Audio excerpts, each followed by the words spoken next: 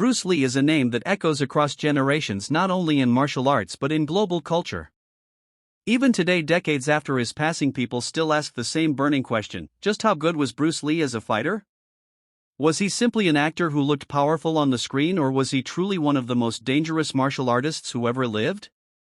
In this video we are going to dive deep into his legendary fighting skills, examine what made him unique, and separate the myth from the reality. By the end of this journey you will have a clear understanding of Bruce Lee's real combat ability, why fighters respected him, and why he continues to inspire martial artists, athletes, and fans worldwide. Early roots of a fighter. To understand Bruce Lee's fighting skills, we first need to look at his roots. Bruce was not born as the perfect fighter. He grew up in Hong Kong, where street fights were a common part of his teenage years. At that time, Hong Kong had gangs, rival neighborhoods, and constant challenges for young men to prove themselves. Bruce got into fights regularly, and it was these street encounters that pushed him to start serious martial arts training. He began with Wing Chun under the legendary Ip Man, a teacher who also guided many other famous martial artists. This was the foundation of Bruce Lee's fighting style: close-range combat, fast strikes, and scientific efficiency.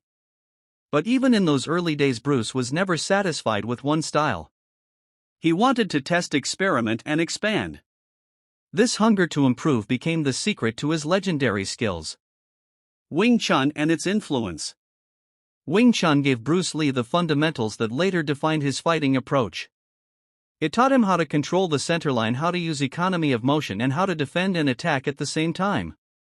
Techniques like the chain punch, trapping hands, and low kicks became the base of his martial toolbox. Yet Bruce realized something very important: Wing Chun worked beautifully in certain ranges but had limitations in others. Against a skilled boxer or wrestler, Wing Chun alone might not be enough. Bruce knew that real fighting required more than one tool. This realization would set him apart from almost every martial artist of his time. He dared to question tradition, and he dared to mix styles in a way that was unheard of in the 1950s and 60s. Training like no other. Bruce Lee's fighting skill was not just about techniques. It was about his training philosophy. He believed that a fighter must be an athlete first. In an era when most martial artists trained only forms or katas, Bruce was lifting weights, sprinting, skipping rope, doing roadwork, and incorporating Western fitness methods. He studied anatomy, nutrition, and strength training, building a body that was not just muscular but explosive. His training was designed for combat efficiency. Every punch, every kick, every movement was tested for speed, timing, and real-world effectiveness. This training gave him incredible reflexes and